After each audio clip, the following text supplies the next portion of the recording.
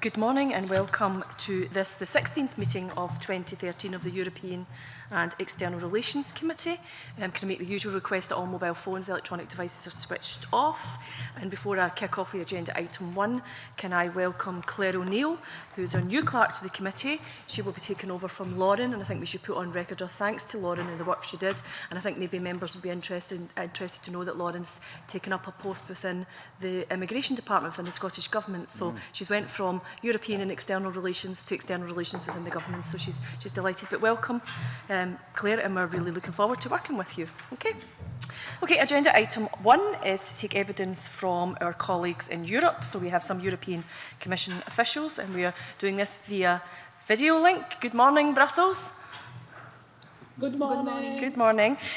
We obviously, this committee has a continuing interest in European structural funds, and we agreed at our business planning day to continue that work and have a round table in November with European officials and key Scottish stakeholders. So today we welcome the opportunity to hear from the officials from DG Regional Policy and DG Employment, Social Affairs and Inclusion about the main changes to the objectives and operations of the new funds for the programme. So can I welcome Agnes Lindemans, who is the Head of Unit to Regional Operations in Ireland and United Kingdom, Yeva Zalite, who is the Programme Manager of the Regional Operations in Ireland and the United Kingdom, and Dmytro Turdanov, Programme Manager, Programme Manager for Scotland ESF Operational Programmes in the European Commission. And can I ask our colleagues in Brussels to give us an opening statement? Yes, good morning, and thank you very much for inviting us to this evidence session. As an opening statement, I just wanted to inform you on where we are in the preparation of the 2014-2020 programming period. There are two aspects that I would like to highlight. On the one hand side, there is the preparation of the regulatory framework, which means the negotiations of the regulatory framework in the Council, the Parliament, on proposal of the European Commission. The timetable there initially was foreseen that we would have the regulations approved by the three institutions before the summer, so that they could be published in the official journal just after the summer, and that we would have a formal regulatory framework ready, which would allow us to enter into the formal negotiations with the member states. This is unfortunately not the case. There has been an agreement on a lot of elements of the regulations, but on the most difficult issues, there is still not an agreement, and the discussions in the trilogue, this means between the Commission, the European Council and the European Parliament, are still ongoing in a very intensive way. I just checked with my colleagues who are following it, and they say that yesterday evening, again, progress was made, but that there is still not a final agreement on the most controversial issues in the regulations. And this is the performance reserve, the co-financing rate, the rate for pre-financing, and the macroeconomic conditionalities. We can come back to these issues later on if you would like to. But this does not mean that we have not started yet with the UK the process for the preparation of the programming period, which, as you know, is starting on the 1st of January 2014. Two stages are foreseen in this process. There is, first of all, the agreement on the UK Partnership Agreement, which is a UK-wide strategic document in which the main principles of the structural fund intervention will be agreed between the Commission and the UK. And this will be followed up by the discussions and the negotiations on the operational programs, the programs, that we will, these are discussions that we will conduct with the devolved nations, so with Scotland, but also with Wales, Northern Ireland, and then with England. And we expect that we will be able to conduct these discussions in parallel with the discussions that we will have with the UK on the partnership agreement.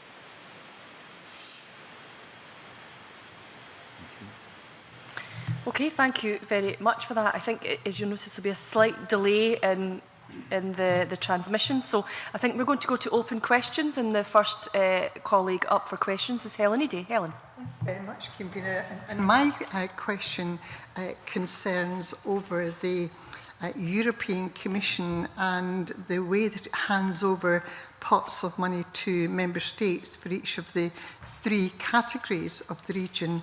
And I think that what I would be eager to discover from you this morning is whether or not this will simply be a passing through to the UK regions and the sub-regions, because if that is the case, there is likely to be a major shift in resources for economic development to the south of England. And as we all know, that could amount to, for example, the south of England in total could gain nearly £1 billion, whilst areas elsewhere in the United Kingdom, areas in particular need that includes Scotland, but it also includes the areas in the north of England and Wales and some of the central parts of England as well. So my concern is I understand that there is a very complex formula that you do negotiate with the government in the United Kingdom, and that you do base this complex formula on a variety of aspects. But I think that what we need to know from you today is to what extent is the south of England likely to gain in all of this? How likely are you to be able to find ways of controlling how the United Kingdom actually disperses this funding, and also how can we minimise losses to devolved regions, whether it be Wales or Scotland or elsewhere? How can you help us to minimise that, given that you have a strategy to follow at the European level? So I'd be really very grateful for an answer to that question. Thank you, Convener.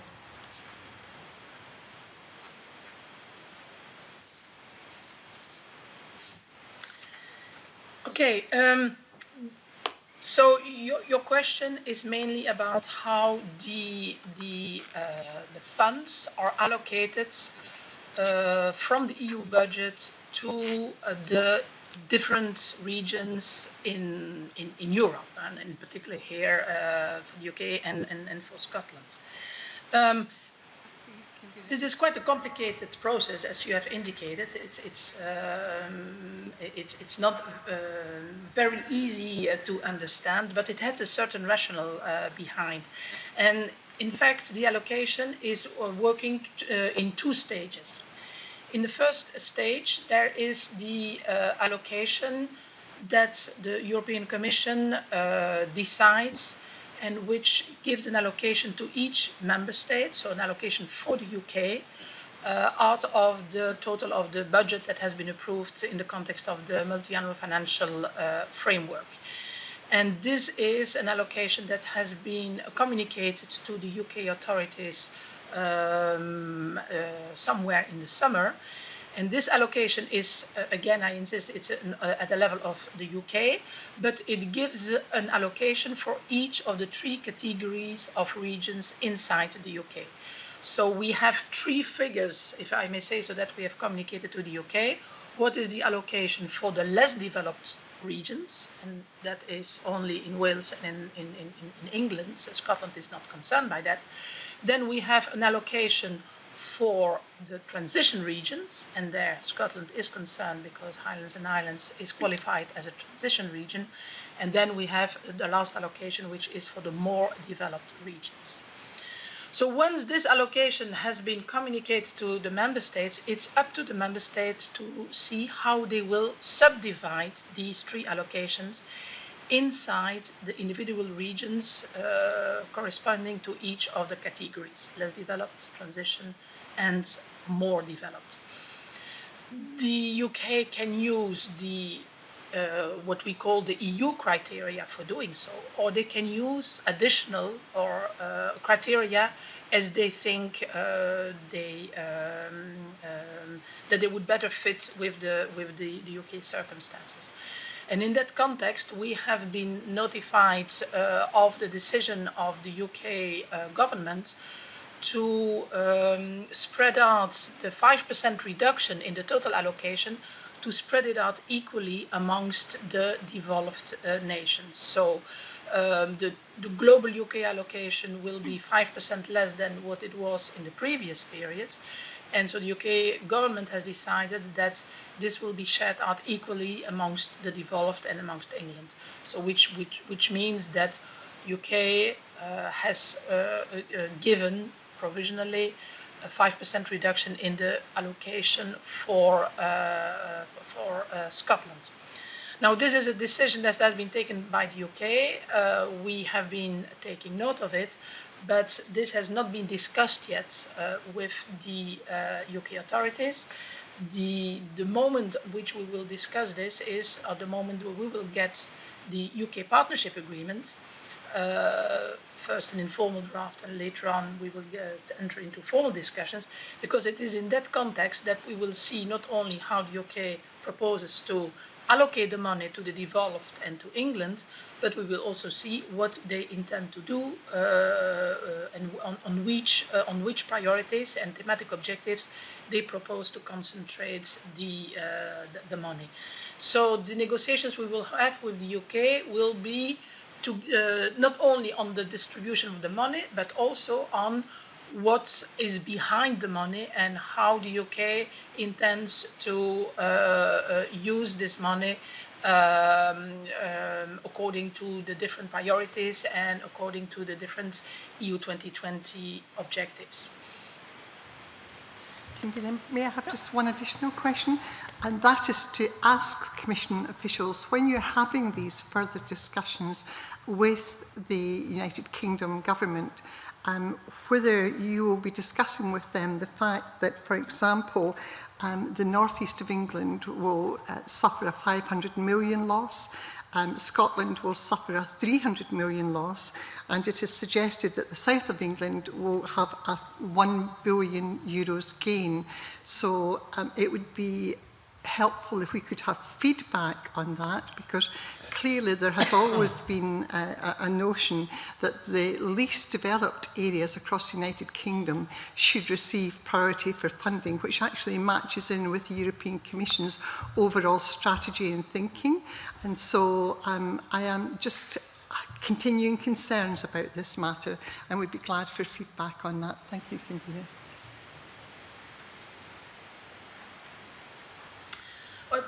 First of all, I'm not sure that with the restrictions and with the allocations we have given to the UK, earmarked by category of regions, I'm not sure that the UK can afford to give a substantial increase in the allocation to the southeast of England.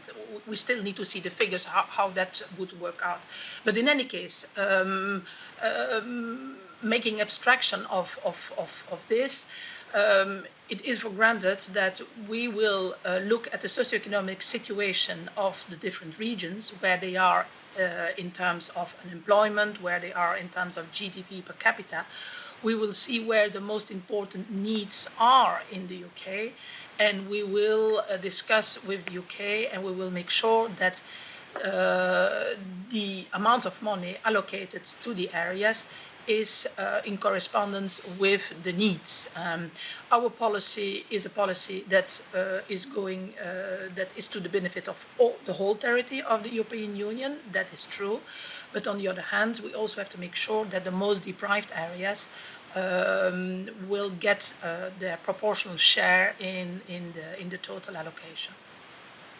Thank you, Convener. Thank you very much. Just very quickly to add that we are aware that the UK have developed their own formula, and the Deputy First Minister in Scotland is in negotiations with the UK government, because that formula actually gives us a bit of an uplift.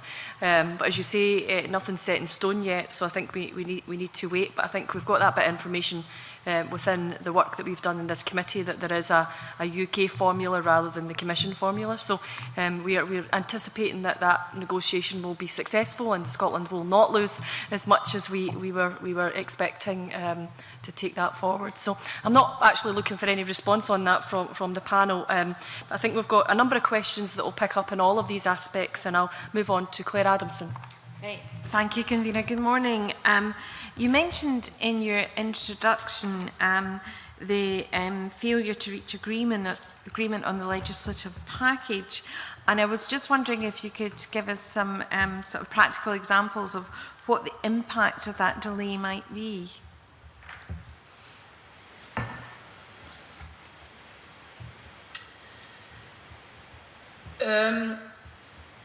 For the time being, even if we are already in early of October, we still think that with the intensive negotiations that are ongoing at the highest level, we still think that it is possible that they reach an agreement that can be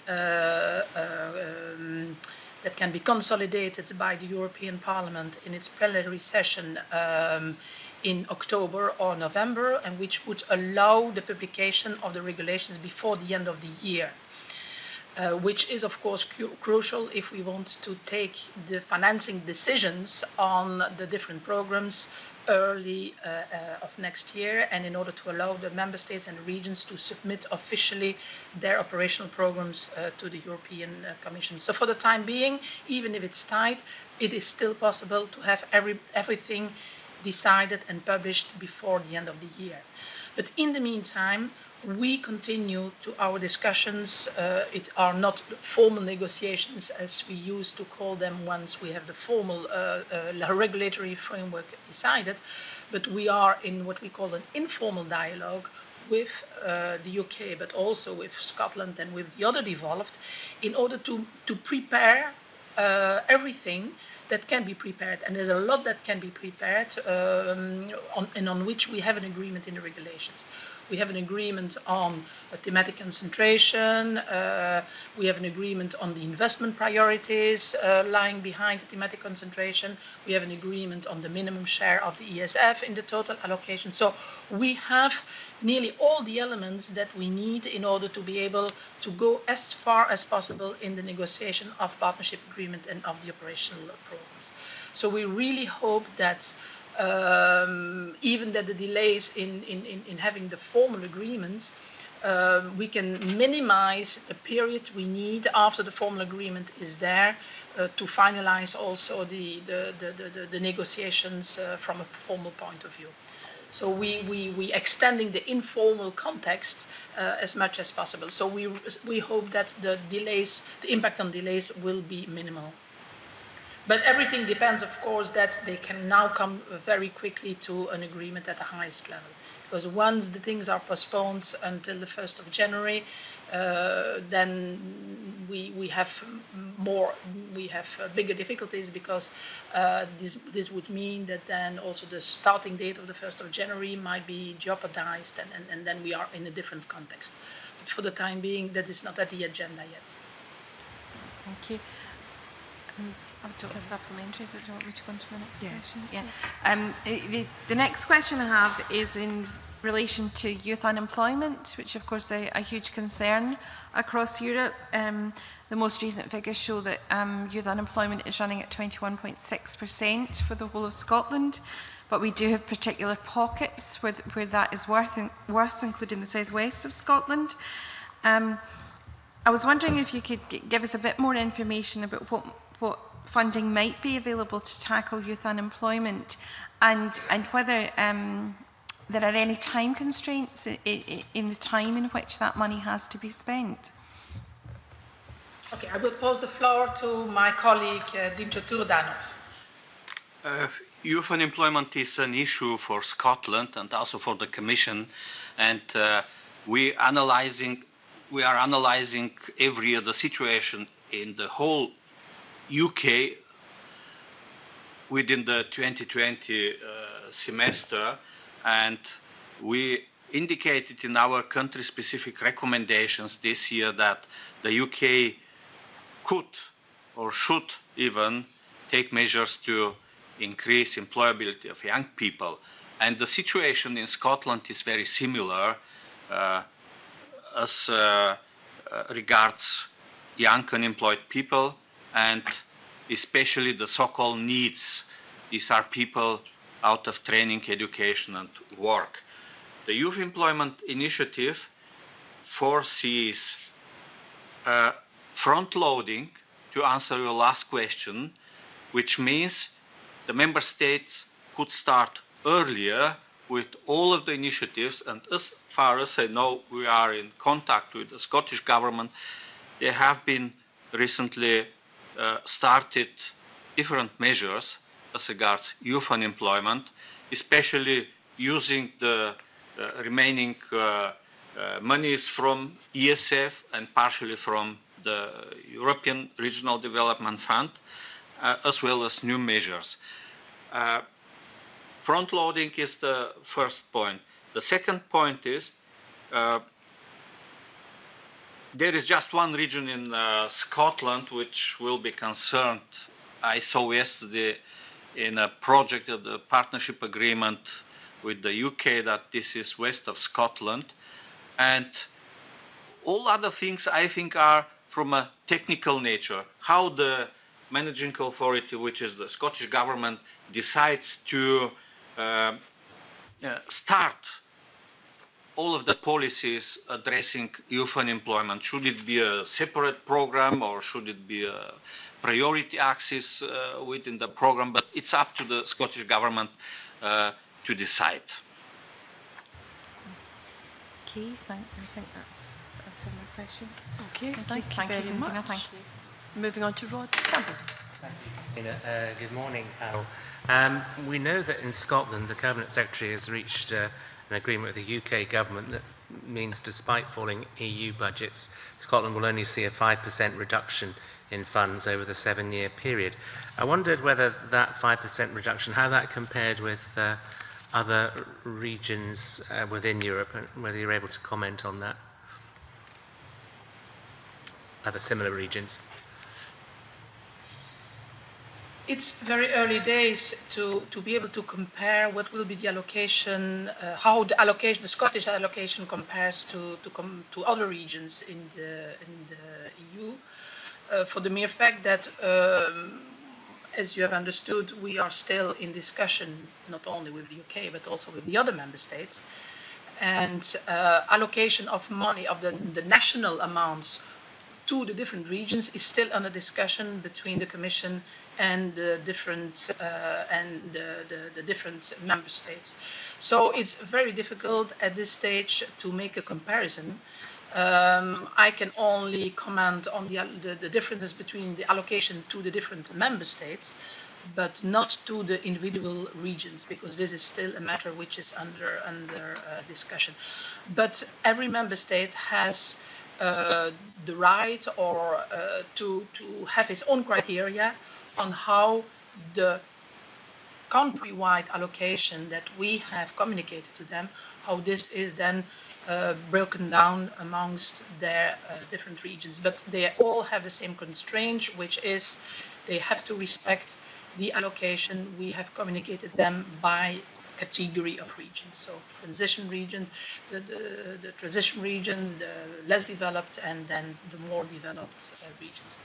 There is perhaps one little nuance I have to give here, that is that the regulations foresee for the member states a flexibility for transferring money from between the different categories of regions. They have a maximum of 3% for doing that. And what we have understood from the UK government decision on breaking down the allocations for the regions, for the developed nations, is that they have made maximum use of this 3% flexibility. So they have transferred money out of the more developed and the transition regions to the less developed regions in order to make sure that the 5% reduction can be spread out evenly amongst the different developed nations. Okay, thank you. Can I just follow that up? Obviously, you talk about the 3 pots for the transition, less developed and more developed. How has the relative size of those pots, the number of regions within Europe, changed since the financial crisis? I mean, are there parts of Europe which have kind of moved down from transition to less developed, for example? I do not have the global picture for the whole of the EU. I have not here the figures in front of me, but what I have seen in the UK is that when we started with the new regulatory framework, so when the regulations were put on the table of the Council, and now I'm speaking about, I think it was already in 2011 that the regulations were put on the table. And then we had made an estimation or a simulation on the different categories of regions in the UK. And there, for instance, one of the regions, which was Cornwall in England, was qualified, would qualify under transitional category of regions. Now we are more than 2 years later, and we have more up-to-date figures, taking into account now the figures from 2009, 10, and 11. And on the basis of these new statistical data, we have seen that there has been a shift from transition regions to less developed regions. So Cornwall, which would have qualified under transition region, is again a less developed region. And we have seen also that in England, the number of transition regions has increased with respect to the previous set of indicators. So we have seen in the UK a trend towards less developed and more transition regions, and I would guess that the same trend you can see in other comparable member states of the European Union. Thank you. You talked earlier on about discussions with the UK government over the UK government's partnership agreement. Again, I appreciate that's probably at an early stage, but could you just outline the specific issues in the UK partnership agreement you will be looking at carefully? Well, we have agreed with the UK that the UK partnership agreement will have one covering chapter which concerns the whole of the UK and which set out the challenges of the whole of the UK with respect to the EU 2020 agenda, the European EU 2020 agenda. And that will then be further detailed in separate chapters, Scotland, Wales, Northern Ireland and England, where the challenges or the particularities of these challenges in each of the developed nations will then be further developed. But what we expect from the UK Partnership Agreement is that they give us a clear picture of, first of all, what are the challenges of the UK with respect to the different EU 2020 headline targets in terms of research and development and innovation, in terms of tackling unemployment, the low carbon objectives, etc. So we have a list of, I think it's eight EU 2020 headline targets. And so we expect from the UK that they indicate us in the document how they will use not only the structural funds, but all the structural investment funds available, the Regional Development Fund, the Social Fund, but also the Rural Development Fund and the Fisheries Fund, how they will use that allocation in order to make progress towards the realization of the EU 2020 agenda. And in particular, we want to see how they will use our funds in order to reply to the country-specific recommendations we have addressed to the UK in the context of this EU 2020 strategy. Okay, thank you. Thank you, Convener. Thank you very much. Willie Coffey. Thank you very much, Convener. Good morning. I wonder if I could ask a question about information and communications technology. I do know that as part of the 2020 targets, there was an intention through the Connecting Europe scheme to spend some money on IT infrastructure throughout Europe. And I do know that that has been significantly reduced. The budget for that has been significantly reduced from €9 billion to €1 billion euro. I'm just wondering what the thinking was behind that and what the implications of that decision might be for countries who still need to develop their IT infrastructure throughout their respective countries.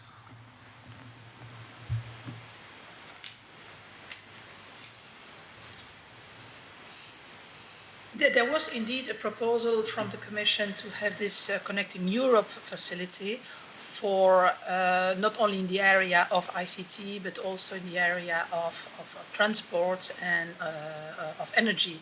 And you rightly point out that the allocation we initially proposed for this facility has been reduced in the context of the discussions on the MFF, but it is still there. So part of that money that has been earmarked for the Connecting Europe facility will indeed be used for ICT infrastructure.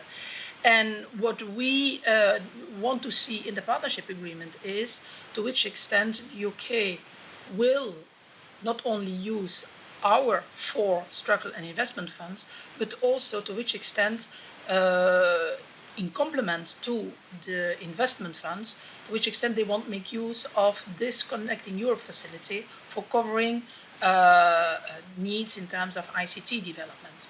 So, in the same way, we would like the partnership agreement to indicate us how other funds available from the EU, for instance, in the area of research and development, the Horizon 2020 budget, to which extent that will be used in complement to what the structural investment funds will do.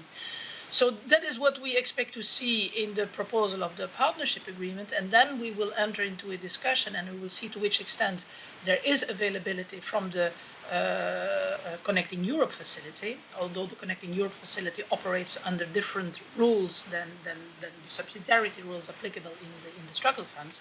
And we will see to which extent there is a need to complement this with the structural and investment funds, with the cohesion funds. But yes, so to summarize, this facility exists. The amount of money available is limited. And before we decide if the Connecting Europe facility or the structural funds will finance investment in ICT, we need to see what is the coordination mechanisms that are proposed by the UK government to make use of both sourcing funds. Okay. Just as a brief follow-up to that, Convener, if possible, with such a big cut, though, in the budget for infrastructure, you know, from 9 billion to 1 billion, and the changing emphasis to services, you know, e-services, I'm surprised at that, because for any IT services to work, you have to have the infrastructure to support it and back it up. So if the cut is to the infrastructure, the physical infrastructure to allow communications to improve, I can't see how the money could be wisely spent on the services that require the infrastructure to deliver that. So I'm wondering why that happened and really what the views of the member states has been about that, because I can't understand why they would have agreed to such a thing. Well, you rightly point out that, you can only start to speak about ICT services if you first have the basic infrastructure that is in place. And we know that the needs all over Europe are still huge. There are still some needs in the UK, but I think that there are other member states where ICT infrastructure is even less developed than in the UK. I think the UK is well served from that point of view. But yes, well, the budget that the European Commission has put on the table, the multi-annual financial framework, was taking into account huge needs still available in the whole of the EU. The budget negotiations have given the result that is now on the table, and we all know. We understand that several member states were not in favor of having such a high EU budget in the context also of the difficulties they have at home with fiscal consolidation. And what is now available is the result of a very difficult negotiation between the different member states, and you know how what the position of the UK was in this context. So we will have to adapt our ambitions to the means we've got in the budget, and it will mean that we will not be able to do everything we wanted to do with the Connecting Europe facility, bearing in mind the cut that has been agreed. So we will have to even more prioritize there where the money will go to where the highest needs are. Okay, thank you. Thank you very much for that. Okay, thank you. Jimmy McGregor. Thank you. Good morning. I'm a member of the Scottish Parliament for Highlands and Islands region, which originally did very well from infrastructure funds under Objective 1 and is now in transitional status. But I want to ask you questions about common thematic objectives. How do you feel the aim of common thematic objectives for the European structural investment funds, the structural, the rural development, fisheries, will operate in practice? For example, how do you think the managing authorities across the European Union will adapt to the approach of common thematic objectives? And also, what scope is there for alignment between the structural funds and the funds for agricultural and fisheries? Well, I will perhaps answer you on the thematic objectives and the principle of concentration of the thematic objectives. And I will pass the floor to my colleague, Eva Zalite, to give a bit more of an insight on the coordination between the different instruments. So the structural fund regulations, and here we have an agreement amongst all the institutions so that we know what is our framework, have agreed that the interventions of the cohesion fund should be concentrated, or that should be assigned to 11 thematic objectives. But in addition, there is the principle of concentration that has been also enshrined in the regulations, and where the regulations say that the more developed a region is, the higher the concentration should be on 4 key thematic objectives, which we think are key for realization of the EU 2020 agenda. The agreement is that in more developed regions, for instance, 80% of the funds should be concentrated on research, development and innovation, support to SMEs, low carbon economy and ICT investments, out of which 20% should be for low carbon economy. Once you're a transition region, the concentration is a bit less, lower. It is 60% that should be concentrated in 4 thematic objectives I have cited, with 15% for low carbon, and for less developed regions, it is, I think, 50% for the 4. Well, okay, but the concentration is less demanding. So, but you see, it is a regulatory requirement that the more developed a region is, the more it should concentrate the resources on those elements that are key for increased competitiveness and increased employment. So all the regions have to obey to these requirements, and this is something we will already have to verify at the level of the partnership agreement if this is respected in each of the member states and in each of the category of regions. Does that reply to your question on this on thematic objectives? Thank you very much. Can I also ask you, regarding the common agricultural policy, there are a number of common agricultural policy related elements which are not finalised yet, despite the fact that political agreement was reached in June, and such as the interpillar transfers and the scope of cuts to large direct payments and capping too. It appears that the European Parliament is unhappy that its recent powers of co-legislating with the Council on CAP is not being allowed to be fully exercised. Is this what's holding everything up? No, this is not. This is, of course, an additional element which makes the current informal dialogue more complicated, but that is not the main blocking factor in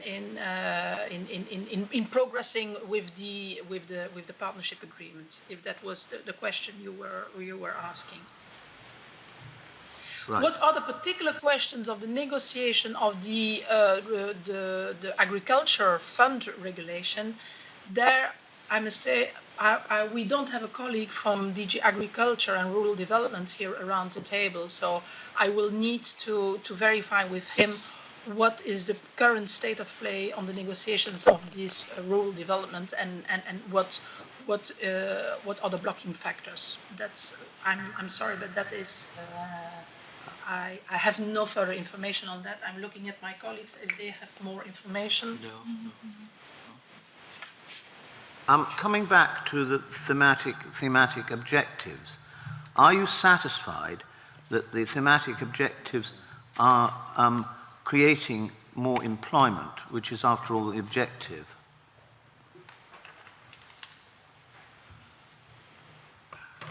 I will give the floor to If you allow me a question, in order to be sure that I understand your question, did you ask how the thematic objectives contribute to creating employment? No, I'm not saying the contrary. I'm just saying, are they? I look at the funds coming into, for example, agriculture, and I see less employment in agriculture over the years. Yeah, as my colleague said about the agricultural fund, we would rather expect our colleagues from the respective DG Agriculture to say something about this. I could add just one sentence in regard to your first question. The investment priorities within thematic objective 8 and 10, which are about labor market mobility and education, lifelong learning and skills, they provide also support for agricultural and fisheries areas where there is a need to support unemployed people and so on. And this is part of this alignment of the funds. Thank you. In general, on your question, how we will make sure that the investments that are selected will deliver the results, there perhaps I can say a word about the result orientation and the performance orientation that is also now embedded in the new in the new regulations. So we want to go for a concentration on thematic objectives. And then once we have agreed on the thematic objectives, we want that for each thematic objective and for each investment priority inside these thematic objectives, we clearly agree on the results and on the output that will be realized through these investments. So instead of looking at what are you going to do, we will look at what do you want to achieve? What do you commit to achieve with the EU money? And we will establish inside each of the programs what we call a performance framework, where for each investment priority we will agree on the outputs and the results to be achieved, and also with the milestones towards the achievement of these results.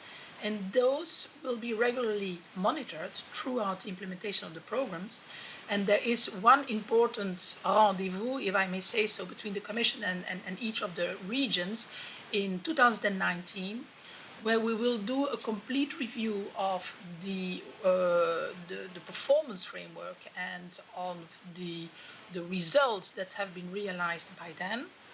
And the Commission, there where we see that results are not on track, the Commission will enter into a dialogue with the managing authorities and see to which extent remedial action has to be taken in order to bring it on track, either by reinforcing other priorities or whatever.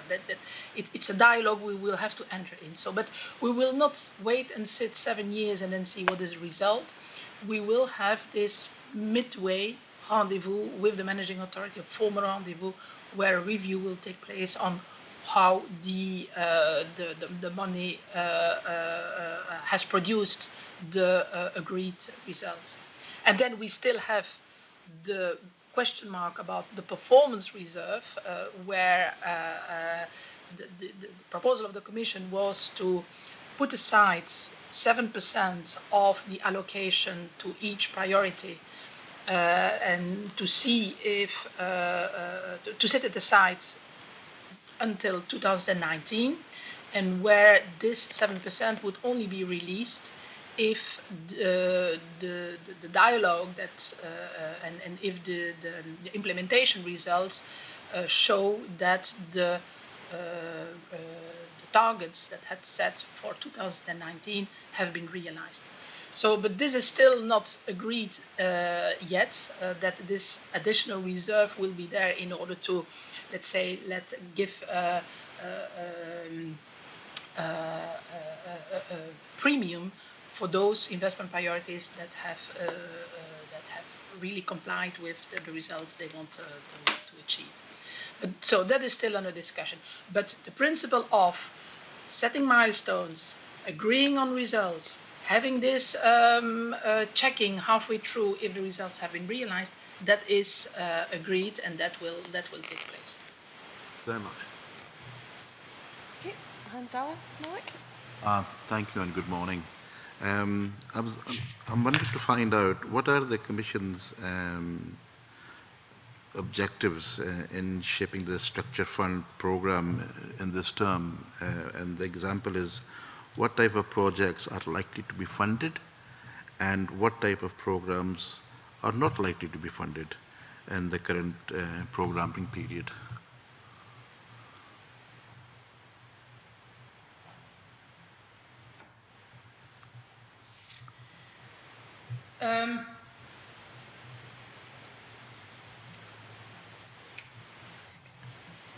Perhaps it's important to remember here that we, as Commission, we are not involved in the individual selection of projects.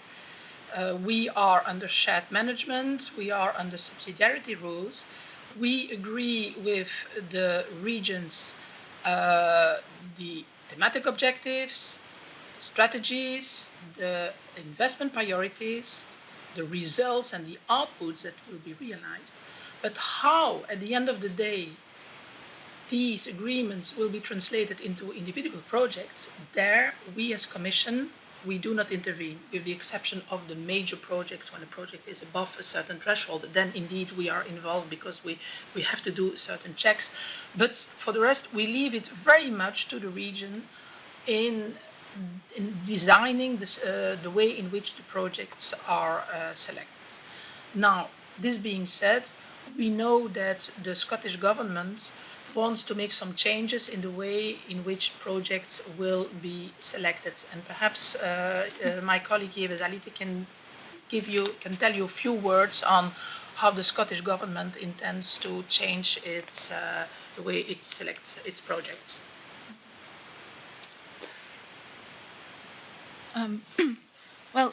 In the current programs, we see quite a lot of integration between the funds and especially between the ESF and ERDF.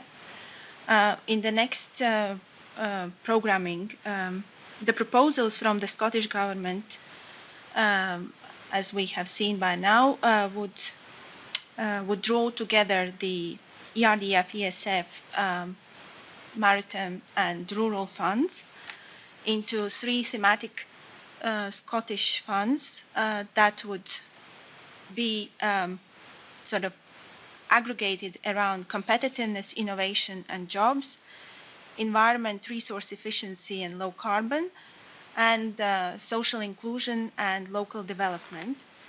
And this is partly to make sure that for the project promoters, there is sort of the wiring behind the funds is hidden, so that the access to the funds are made much more easier. And we also understand that Scottish Government would like to work with the strategic delivery agencies to look at what their plans are for the next 5 or 6 years, and to align the European structural funds much more with the sources of match funding, so that there is a better and easier access to the funds overall. So, and we also think that,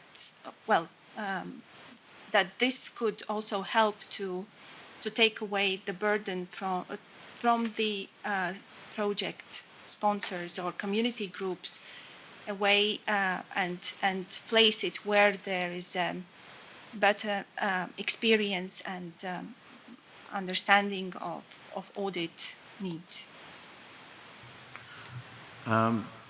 Okay, so is that going to be more beneficial to groups who are starting up projects? Do you believe this is going to be worthwhile project doing it this way rather than how it was done historically? Or do you believe that it will be more beneficial?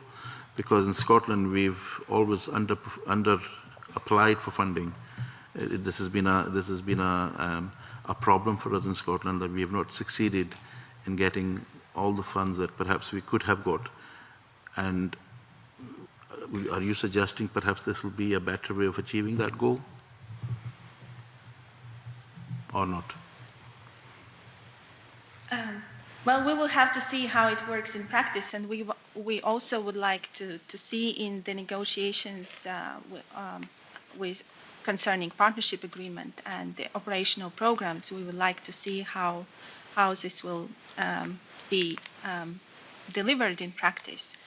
At the moment, we are speaking about the proposal from the Scottish Government in terms of future management of funds, and as we see, indeed, their approach is different than in the current programs. I understand there is. It also has to take into account the issue of match funding, and probably in some instances in the past, I mean, smaller organizations had difficulties in ensuring availability of match funding.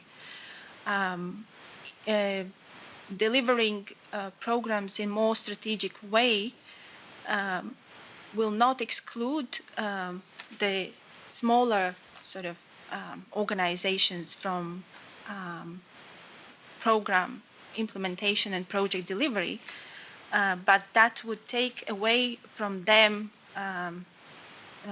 the administrative burden of looking for match funding and creating those funding packages that which is the case in the current programs.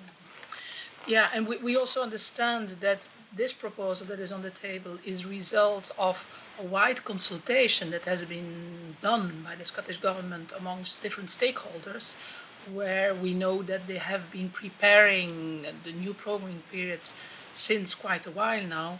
They have organized public consultations, they have organized working groups to discuss how the structural funds in the future should be better delivered. So we understand that there is quite a wide partnership that has come, that is in support of this proposal, and that is of course something we very much appreciate.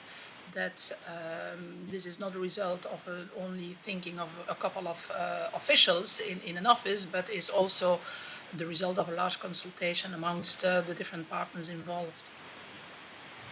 Just a final point, and that is in terms of match funding. Match funding seems to be quite a serious burden on a lot of organizations, and I'm just wondering in terms of is there any relaxation in the match funding if there are unique programs which could show a real benefit at the end of, and the only reason it is not being taken up is because of the match funding implication.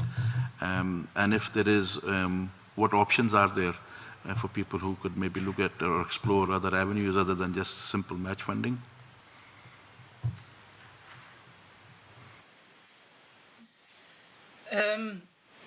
The regulations foresee, again there, a differentiation between the category of regions, what is needed in terms of match funding. Again, for more developed regions, the match funding level is higher than for transition, and again higher than for the less developed regions. The principle of match funding and of co-financing is very very important for the European Commission, because it's really the expression of on the one hand side, the principle of the shared management. This is a responsibility between member states and between the European Commission, and everybody has to put money into the different projects. And it is also an expression of our wish of the additionality of our money with respect to what is done by the member states. So we want that our money is coming in addition to what is done at the level of the member states, and not just replacing what otherwise the member states would have been doing. So what is the right balance between how much money should come from the European Commission, how much from the member states? That is something you could discuss. And I know that one of the critical points still under discussion in the trilogue is this level of co-financing, in particular for transition regions. So there's no agreement yet on what should be the level of co-financing in transition regions, because all partners around the table know what are the budgetary difficulties in which member states and regions are operating. So you can discuss about that, but the principle as such remains very important as an expression, as I said, for the shared management principle, and also to ensure additionality of our funds with member states' initiatives. No. Okay, thank you very much for that. Okay, I think we've got a brief supplementary from Claire Adamson, then I have a final question for you. Claire. Thank you. It was back to the area of the themes that was mentioned by my colleague Jimmy McGregor. I'd like to ask a little bit more. You said I think 80% of the funding would be centred around the themes, but I really want to drill down a bit the research and development. Obviously, Scotland's universities perform very well in terms of world ranking, and we're very proud of the research that they do. But if you look at the percentage of GDP in the UK spends 1.7% of GDP on research and development. And with the Barnett formula, although Scotland does slightly better than that, it tends to be very close to what the UK figure is. But if we compare that to the likes of Sweden, who are spending 3.7%, and it would be it's obviously a huge disparity in what's happening across Europe. And I wondered if any of the funding was targeted, if you had a target of percentage GDP that countries ought to be spending on research and development, and whether there's any incentive to encourage countries that are perhaps underperforming in comparison to increase their percentage spend on research and development.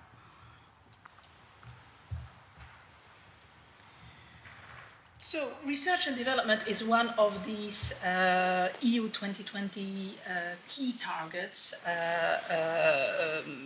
in the European agenda, and the headline target for research and development is 3%. So the European Union would like that the European Union overall is spending 3% of its GDP on research and development.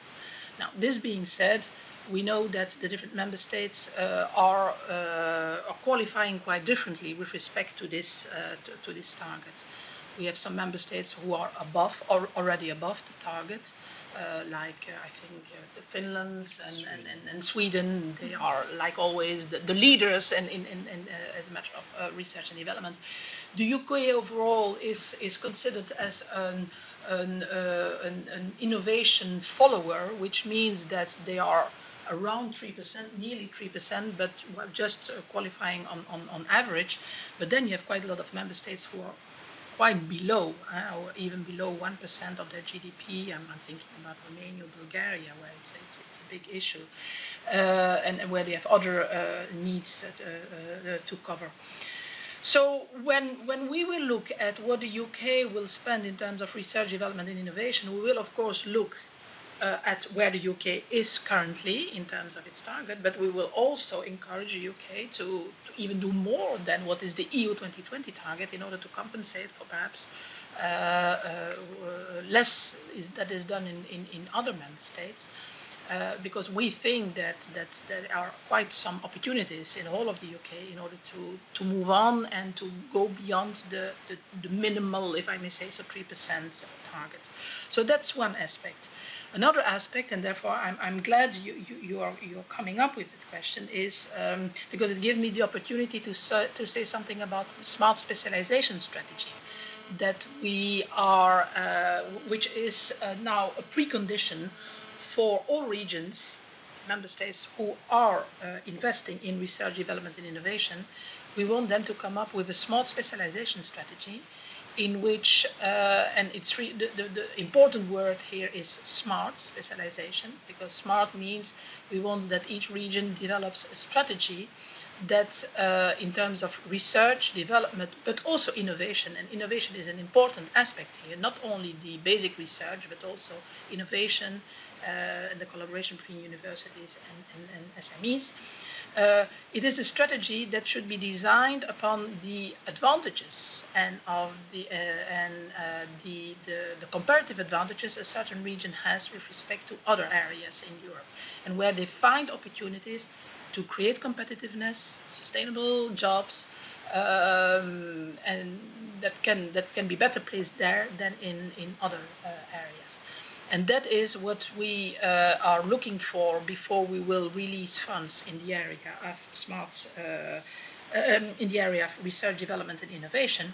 And there again, I'm pleased to say that Scotland is quite advanced in this development of the smart specialization strategy. Well before we were speaking about ex-ante conditionalities, they have been investing in developing such a strategy. And that's a strategy that you develop, but you constantly monitor and constantly adapt to, with respect to new challenges. And they are even taking part in a network, a European-wide network. Scotland is taking part in that platform in order to engage in a discussion with other regions how to refine and how to improve the strategy, and also to guide other regions on how a smart specialization strategy should look like and should be developed. Thank you very much. Thank you. Okay, Helen, a very quick supplementary, because I think we need to finish. Convener, a number of my colleagues here in the Scottish Parliament take a particular interest in certain countries across Europe. Willie Coffey, for example, I think it's fair to say, is Serbia and Kosovo. I take a special interest in Bulgaria, Romania, and a little extent Hungary. What forward thinking has been given by Commission officials to get better funding for closer political and social and economic union between some of countries like Scotland, where we're relatively well developed, and some of the other countries where they've had particular challenges to meet in recent history?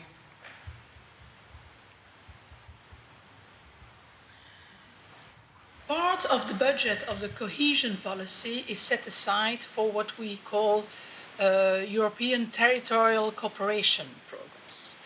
And there we have three types of programs. We have the classical cross-border programs, and there Scotland is involved in several of these programs. But then we also have the other programs which are about interregional and transnational cooperation.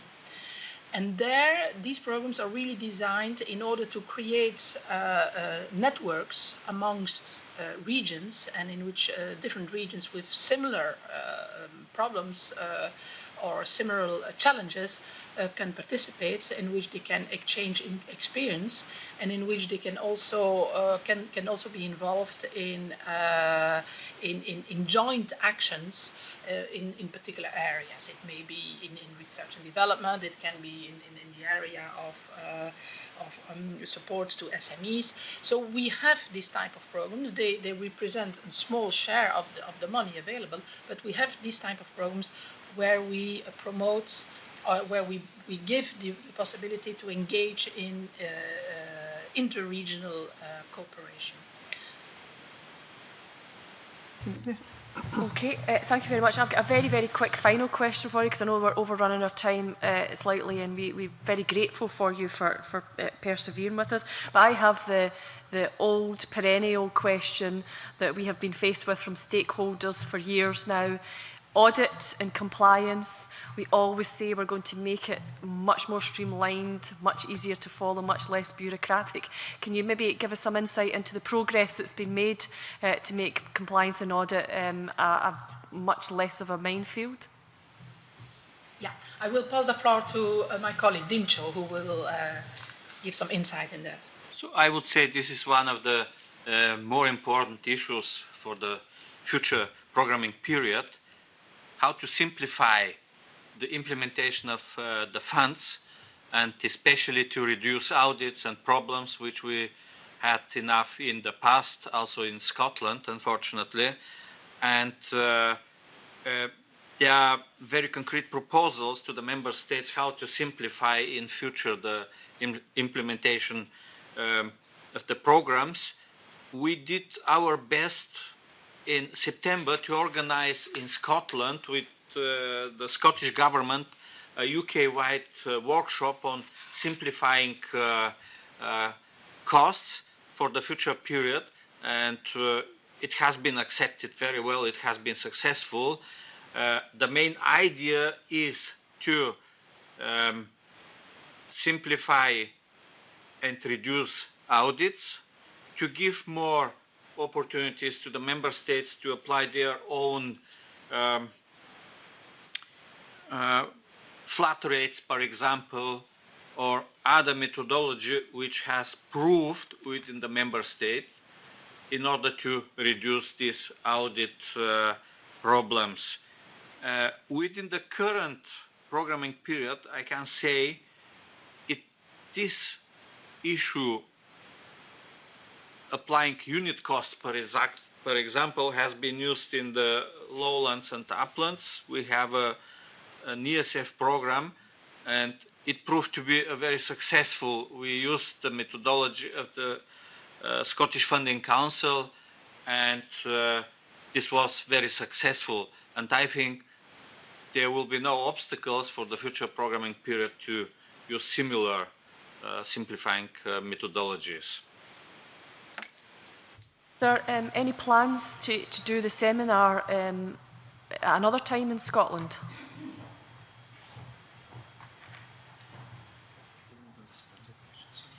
If you have plans to do another seminar in Scotland on this issue?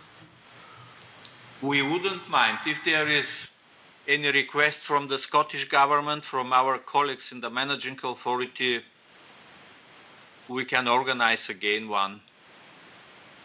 Excellent. I think we quite like to keep an eye on this topic with our government and our parliament. There's very keen interest across all parties in Scotland on this topic. But I think we've exhausted our questions for today. We will follow up with you on the seminar idea. I think that's always a good opportunity to share experience and understanding.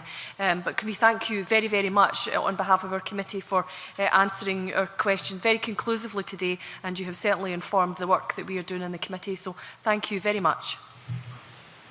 Thank you. Thank you. Thank you. I'm going to suspend briefly to allow broadcasting to just sort out the... So you can grab a quick cuppa, but come back to your desk as quickly as possible, please.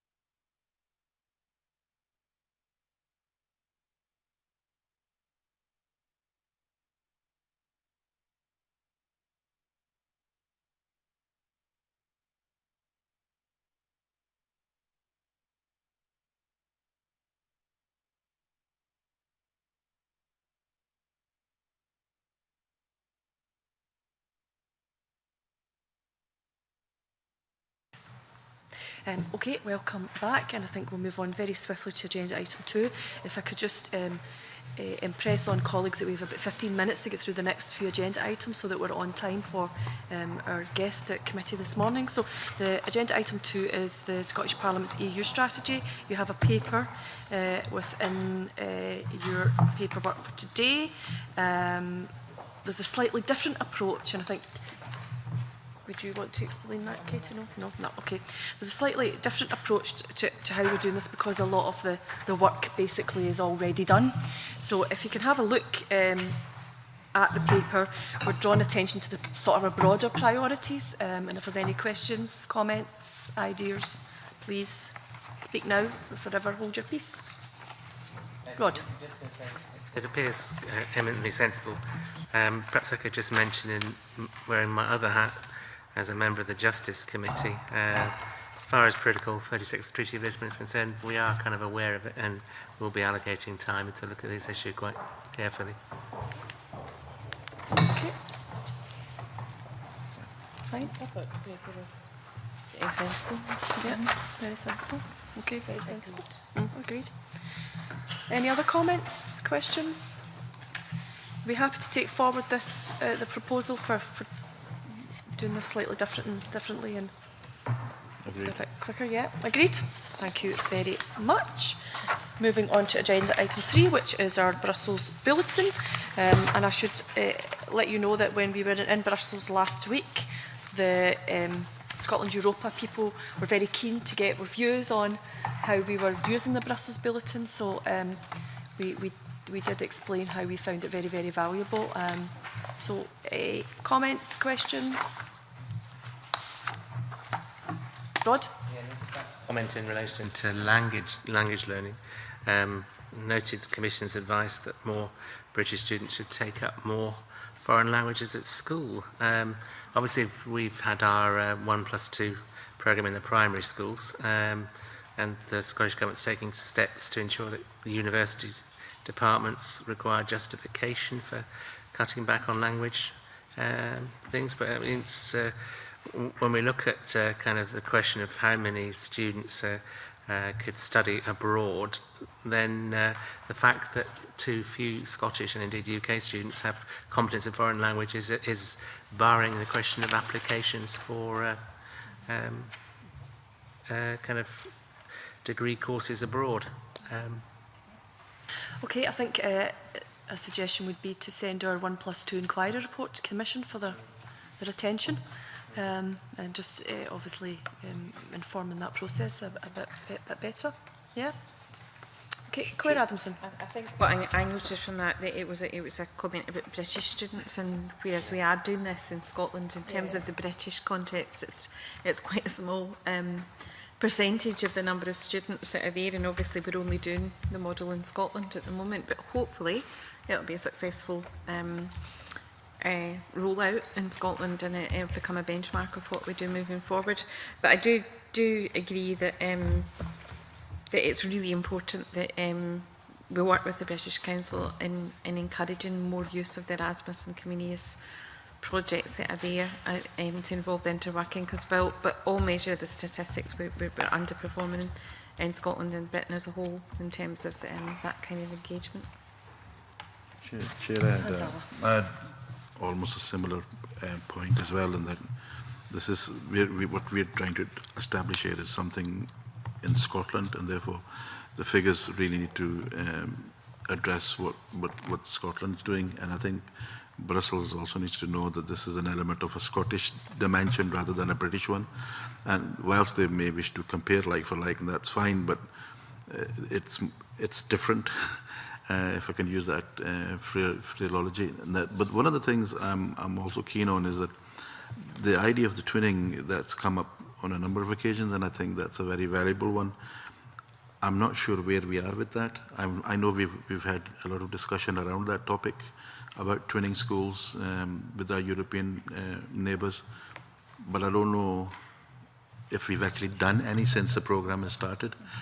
And the other one was about people with special needs, and I'm not sure whether we've actually physically done anything about it.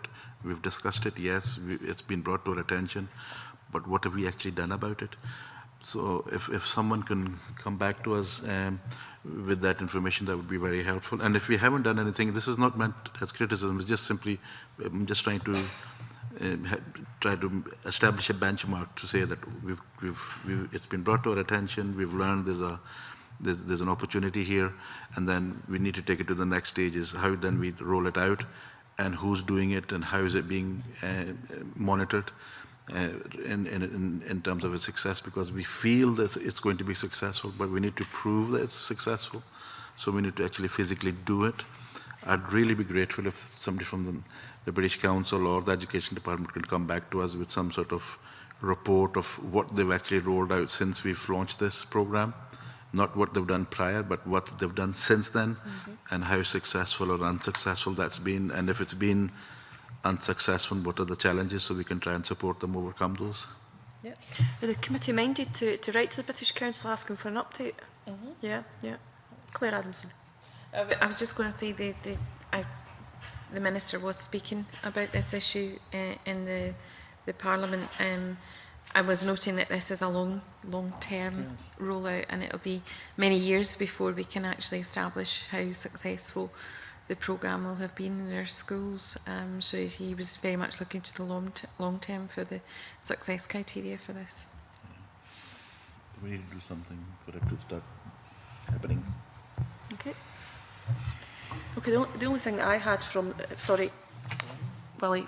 Thanks very much, Convener. I just wanted to offer a comment on the open education section there. It's on page 4. It talks about the kind of initiative to provide open systems architecture for learning and teaching and training and computer systems and so on, to enable skills and materials and resources to be shared in one's own language throughout the European Union. And there's a comment there that was a wee bit worrying about us beginning to lose the lead in this process of global change. I don't know who we're losing the lead to, perhaps to America or perhaps Asia in this regard, but it's connected with the message I asked earlier about investment in infrastructure. Now, these kinds of systems are very successful, but they do depend, I'm sure you'll be aware, Convener, on decent access and fast access to online materials wherever they may be stored. So for the European Union to be concentrating on this, I think is very good and very welcome. But the possibly are taking the eye off the ball here in terms of investment in infrastructure, which we have been hearing for several months now is going to take a major hit. Now that's going to affect quite a number of countries in Europe, I think. I think Scotland is ahead of the game here compared to some of our colleagues in Europe. But really, when you read something like this, which is very encouraging, you've always got to be mindful that behind that is the problem of actually delivering it on the ground, particularly to rural schools throughout Europe. So despite their efforts in wanting to participate in this kind of open systems architecture, it's going to be very difficult for some of the countries to actually achieve that. So I don't know how we keep a watching brief on something like this, but I'm certainly very interested in seeing how it develops. We can ask for more information. Yeah. Yeah. Thank you. Rod. Just in relation to the bits on forestry and the new European Commission, the forestry strategy they presented, it'd be interesting perhaps to inquire the Scottish Government what kind of input they've had or on that strategy to date. It's really just a comment, Convener, on the European elections in 2014. And I mean, I think my concern is that we have forces within the United Kingdom who just seem to be totally focused in either getting the UK out of membership of the EU and instead of being very productive and proactive in their thinking, there's no comment very much publicly and nationally about how we could actually be having leading figures from the UK being nominated for the President of the European Union, which of course is one of the most important potentially positions to be had in Europe. And if we want to change the direction of Europe, the thing to do is to be in there arguing the cause and not on the outside. And I'm just very pleased to see that it's noted in the bulletin, but I think we ourselves have got a much bigger job to do in actually helping to get this notion out there in the public's eye that next year, although it's a very important year for the referendum, no matter what side of the argument you're on, it's equally as important as, well, maybe not equally, but it is very important in my opinion, that we be doing the same, discussions and getting it up there in the public's eye about this election.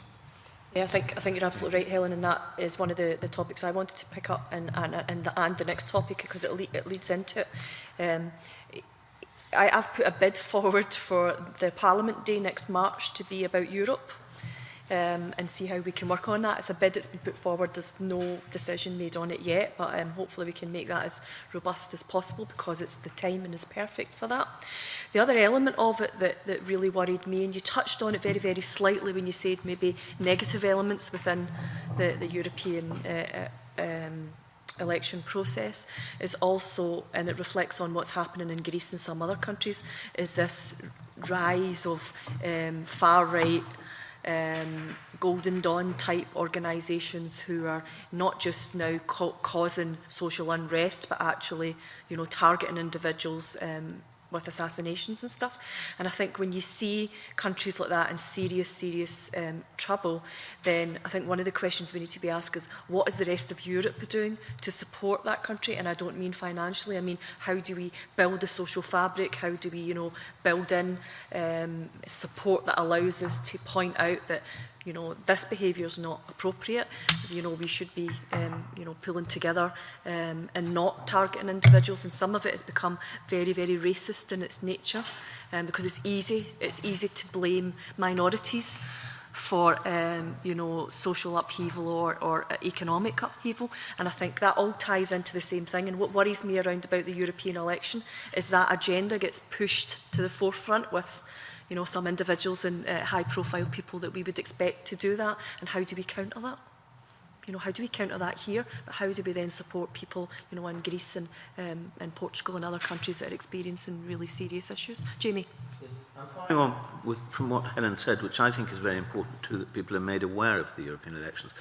I think one of the reasons the turnout is so low is that your average person doesn't really know what their MEP does for them, or what they should be doing for them, or what they can do for them. And I think there should be more awareness among people, all over Scotland, of what the MEP is there for, and what he can do, and what good he can bring, and et cetera, et cetera.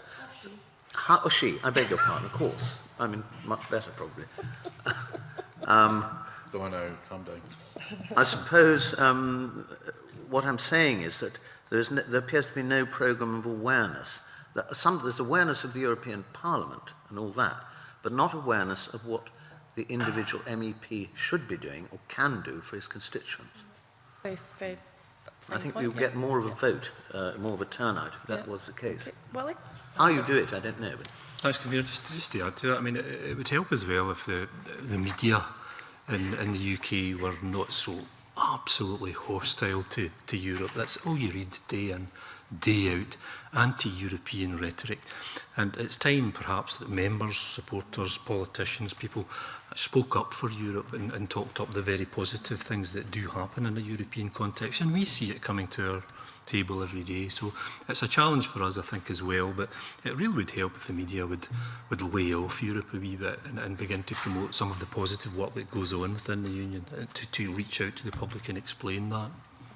Okay, well, I hope the ranks and legions of journalists who obviously tune into our committee every time we sit have heard you, Mr Coffey. I really hope so.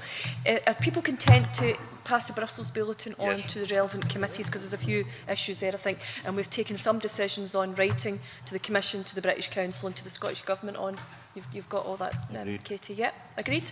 Okay, I think we will have a proper break now. We should have the Ambassador with us about 10:35. She's here. Okay, we'll not keep her waiting then, so you're not getting another cup of tea, sorry. Yeah. Okay, well, we will suspend the meeting to allow her to come in and get settled and everything. So you want to grab a quick cuppa then, on you go. So suspend the meeting for 5 minutes, okay?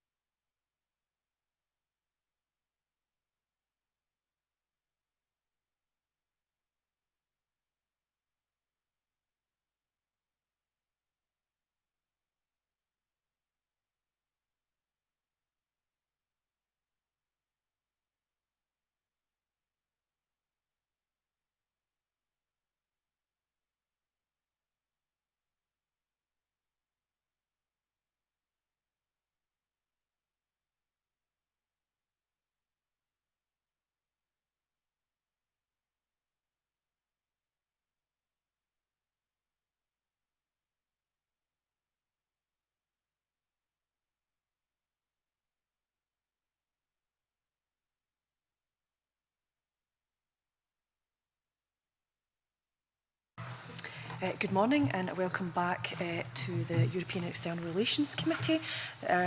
Agenda item 4 on your agenda is our final agenda item for today, and we are absolutely delighted to have the newly appointed Lithuanian ambassador to the UK, who obviously have a role in the presidency, and maybe talk to us about the objectives. So I am delighted to welcome Her Excellency Mrs. Asta Skaisgeresti Liušaskienė. Good. Got it.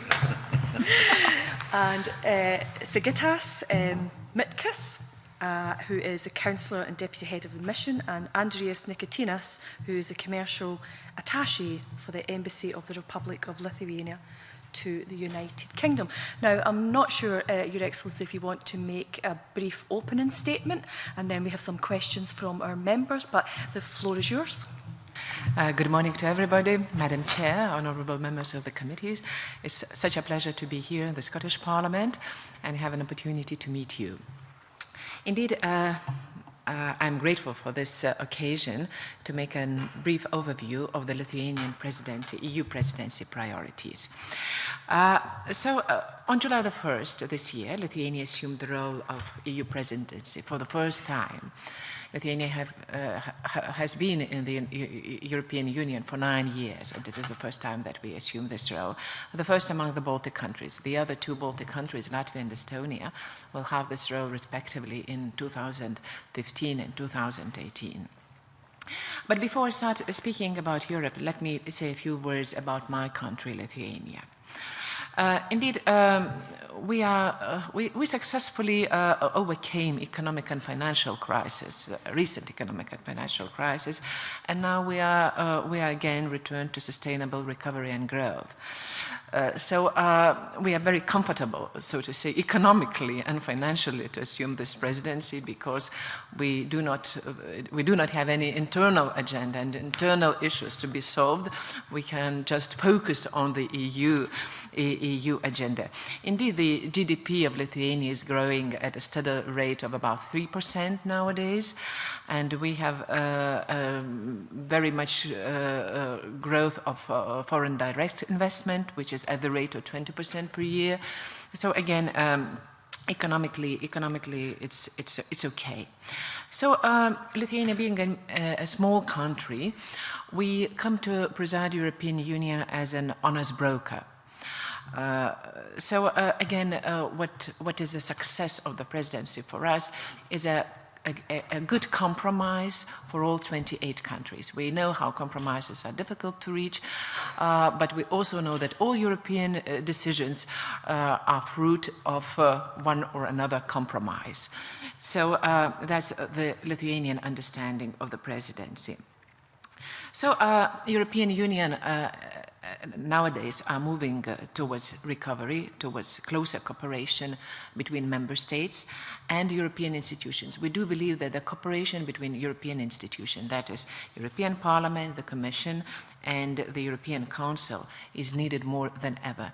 Only when these 3 institutions functions effectively, we can achieve good results. The Lithuanian presidency motto is credible, growing, and open Europe. Why? EU should demonstrate that it pursues credible financial and economic policies. Yeah? It should be committed to growth and jobs, and it should be open to the partners. So let me speak a little bit about all and each of these priorities. In fact, in a sustainable finance, we are very much working on further banking union. So the Commission has made a proposal on the single resolution mechanism, and we are ensuring that the discussion on the European level is going on. We don't think that an agreement will be reached by the end of our presidency, but might be that before the European Parliament elections in 2014, some agreement could be reached. better economic governance. Yeah. So again, here we speak about creating a favorable environment for the implementation of key social and economic reforms on EU level. Yeah. So smooth and effective implementation of the newly agreed rules of the so-called ex-ante budgetary monitoring process of the euro area of the member states. Yeah? Euro area is important as it affects both Eurozone members and non-Eurozone members. So again, Lithuania seeks to ensure the smooth application of provisions contained in the Stability and Growth Pact. And we dedicate our attention, in fact, to the process of transposition of the Treaty on Stability, Coordination and Governance into national systems, yeah, which is being done in each member country. And again, speaking about financial interests, so one of the aspects is the protection against fight against tax fraud. So in the field of combating tax frauds and tax evasion, the special focus is being placed on the expanding of the automatic exchange of tax information among the EU member countries, but also between the EU and the third countries. One more point is credibility of Europe, yeah? Credibility for its citizens. So as you all know, the year 2013 is the European Year of Citizens, yeah? And it means that we have to raise awareness and knowledge about the rights and duties related to EU citizenship, so that the EU citizens could fully exercise their rights to move, to settle freely down within the EU area, and as well as benefit from the other opportunities. I must also say that at least on UK level, there are more than 2 million EU citizens residing in the UK who are not UK citizens. Yeah? So this fact is worthwhile bearing in mind while preparing for European Parliament elections next year, but also preparing for the local elections, because EU citizens can vote also in local elections. Again, focusing on EU budget and growth. Yeah? So here we speak about MFF. You know that the principal agreement on MFF was reached with the European Parliament in June this year. So it's okay, the decision is here, but still, until it is adopted by January the 1st, we have to implement and finalize a legislative package of 75 implementing acts, 75. So the legislature is quite important, and we have to do it rather quickly before the end of the year.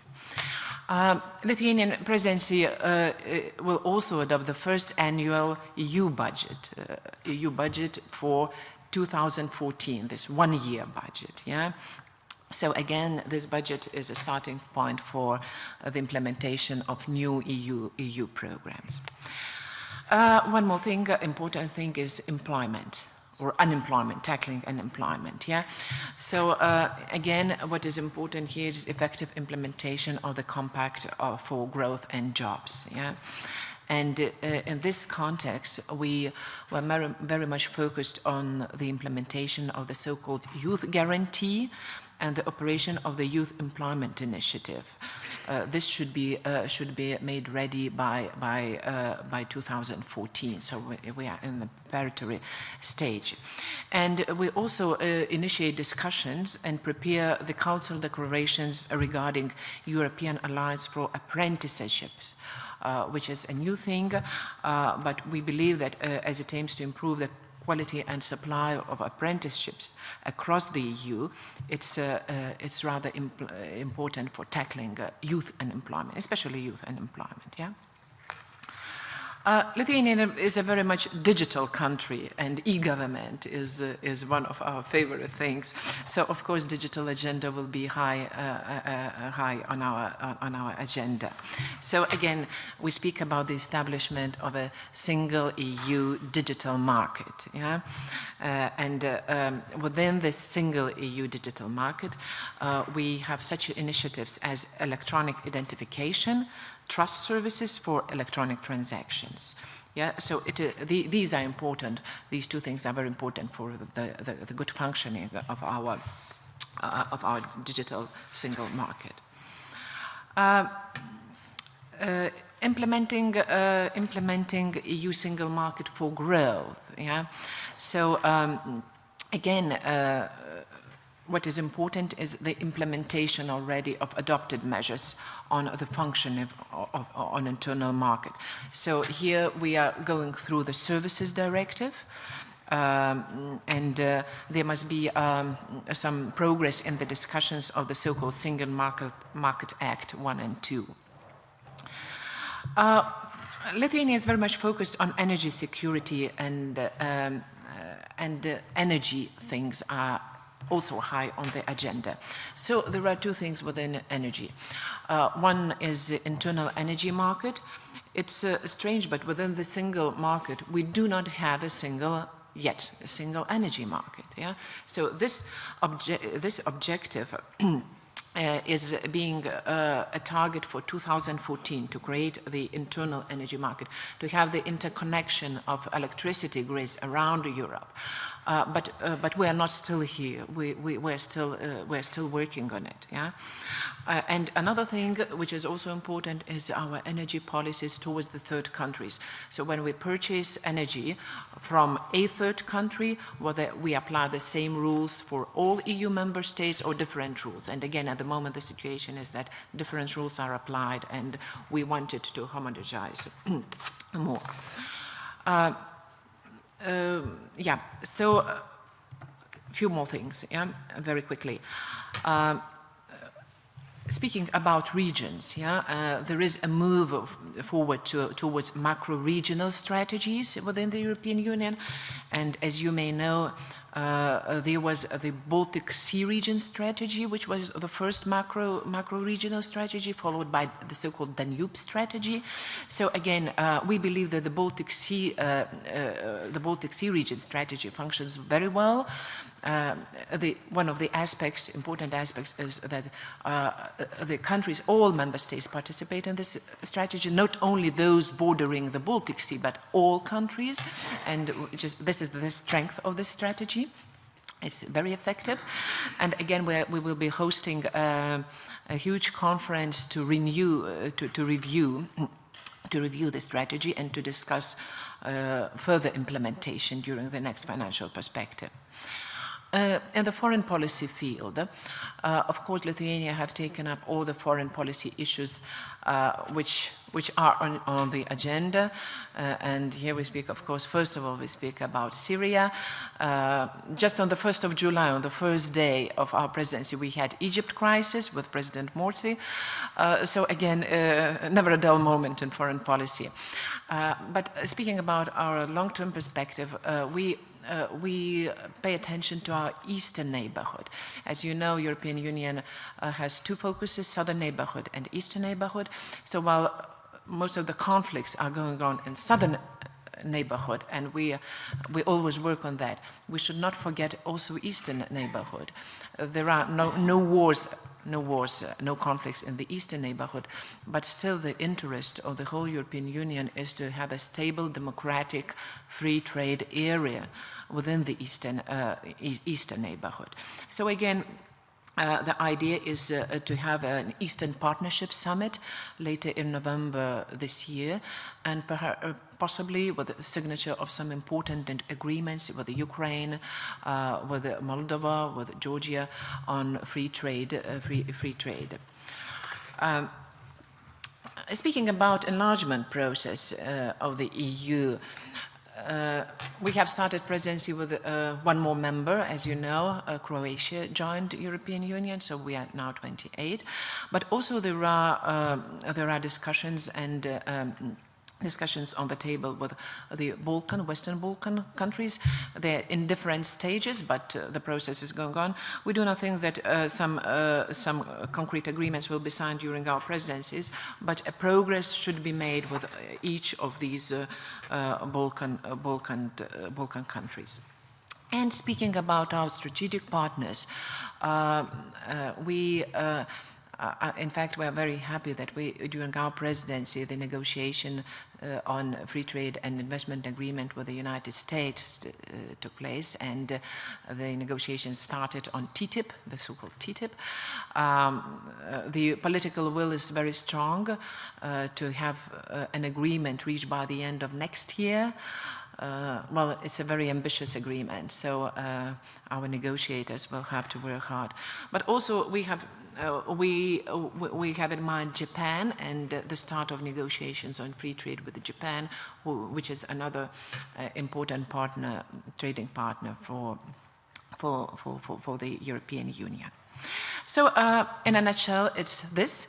I will make a stop here, and I will appreciate very much your questions and comments, and I will be happy to answer your questions. Thank you very much for your attention. Thank you very, very much. A very comprehensive and detailed submission, and lots of questions I think that we will have engendered from that. I've got a couple of quick questions, just, you know, your thoughts on being the first Baltic state to take on the presidency and what that means for you, how that's maybe impacted and improved your relationship with other member states and wider.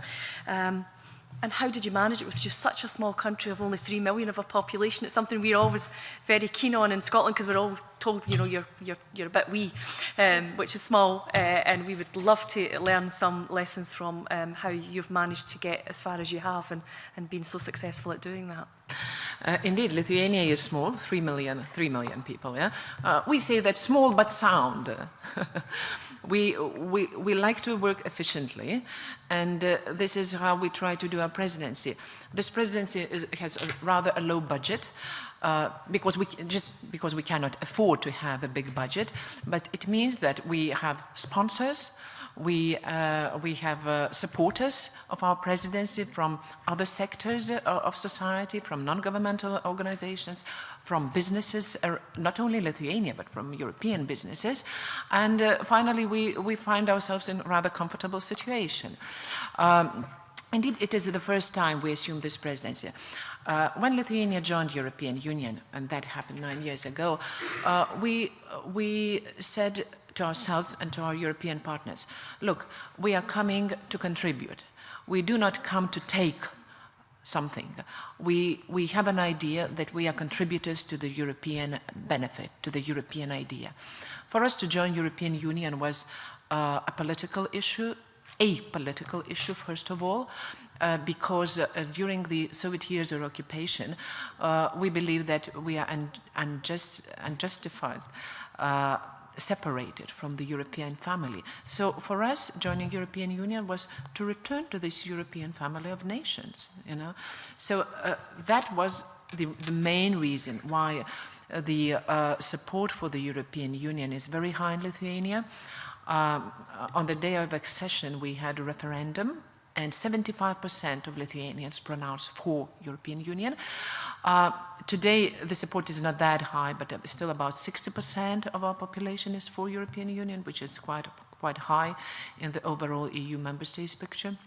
So we do believe that we can be really honest broker in the European discussions. Yeah, thank you. Yeah, sometimes the best things come in smaller packages, so... Yeah, I'm going to go to open questions. I think Jamie McGregor's coming in first. Thank you very much. Well, I see that the main aims of the Ireland, Lithuania, Greece Troika over the 18 months are to stimulate growth, create jobs, and boost EU competitiveness.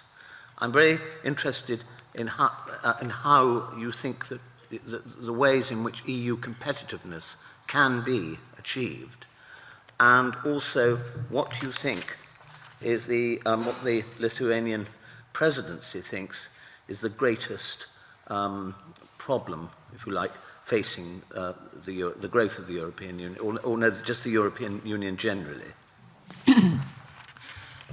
Yeah, thank you. Two very good questions. I think we can elaborate for half a day on these questions. Indeed, competitiveness, global competitiveness, yeah, of the European Union. We have a problem here. Yeah, we do have a problem here. There are new markets, emerging markets. There are the so-called BRICS countries, which are doing very well and which have been doing very well during the global economic recession. And in this context, we have to work harder to compete. Work harder to compete means also that on the level of EU, we have to have more coherence, yeah?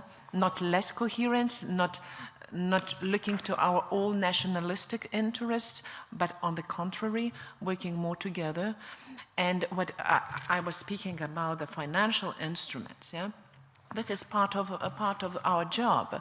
You know, the Eurozone crisis. We do not believe that euro as a currency is responsible for the Eurozone crisis, but the governmental policies and the lack of mechanism to supervise the budget of the separate member states. And we learned it when we got into trouble, only when we got into trouble. So let's learn the lessons from these troubles and ameliorate our legislation to the way that to avoid such crises in the future. So again, in our opinion, this would boost European competitiveness if we stick together as an entity. We are stronger as one than as 28 different countries. Thank you. Thank you. Claire Adamson. Thank you. Good morning. I'm very pleased to have you at Committee, Ambassador Leo Shasky.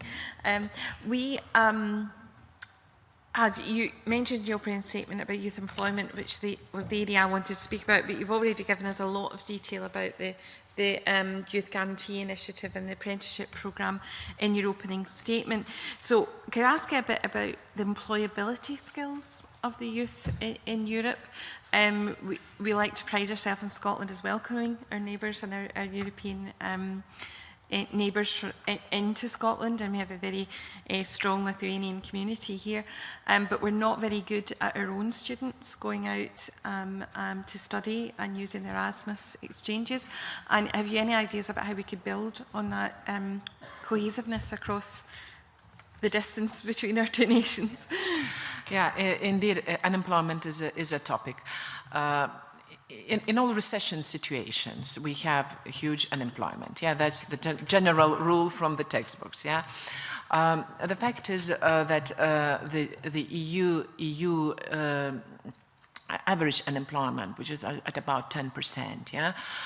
The youth unemployment is at an average of 20%, and in some member countries even reach 50%, which is very, very high.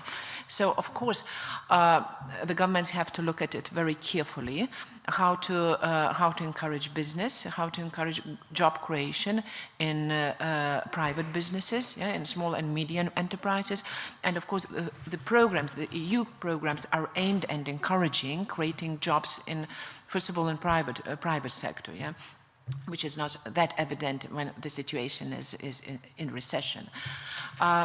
There are special emphasis on youth unemployment, and again, perhaps you have heard there was a summit in Berlin in June, where the heads of state and government took some very concrete measures in terms of 6 billion euros just for a program for specifically youth unemployment. All these that I mentioned, youth initiative and apprenticeship, of course, goes in the same line.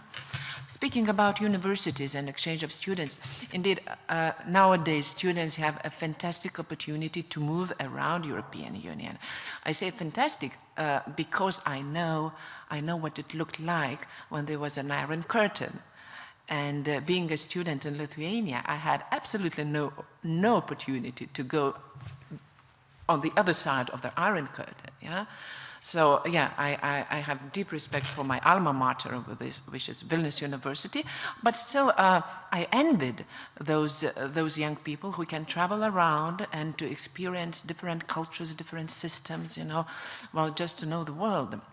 So again, today this possibility is assured and Erasmus program functions very well. I must say also that Lithuanian universities, we have 22 universities all in all. They are all open for foreign students. We have quite a lot of programs in English. So this is for foreign students, mainly for foreign students, and we are very lucky to have them. Also from Great Britain, we do have them. So I understand that it functions always, I mean both ways, yeah? And it functions pretty well. I have no complaints on behalf of my Ministry of Education that there are problems of student exchanges. On the contrary, they are very happy to have it. You know. I think it's a Scottish UK problem in that we don't go out there as much. And I think Scottish education system, higher education system, has one very attractive point, which cannot be neglected. So of course you tend to have more foreign students than the others, naturally. A different topic, or do you want to bring someone else in first? Or? No, you go. You mentioned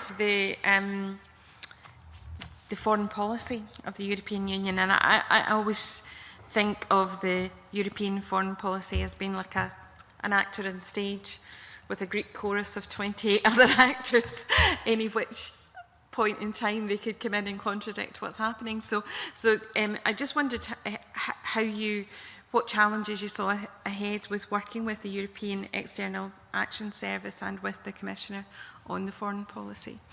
Look, the External Action Service started to function just a few years ago, yeah?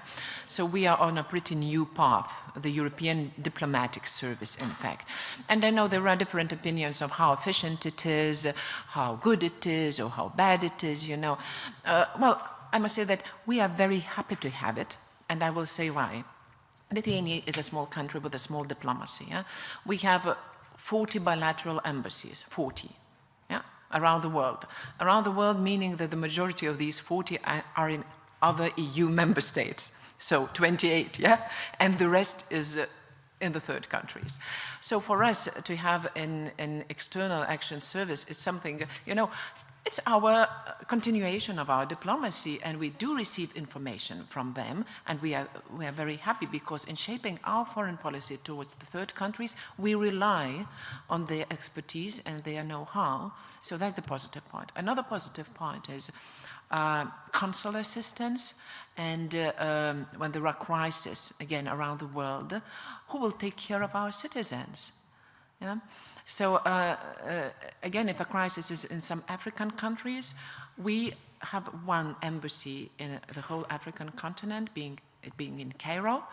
So in all other countries of African continent, we depend on External Action Service representative, you know. So again, this is very practical aspect, but we do receive services from this the service, and it's okay. I mean, perhaps there are again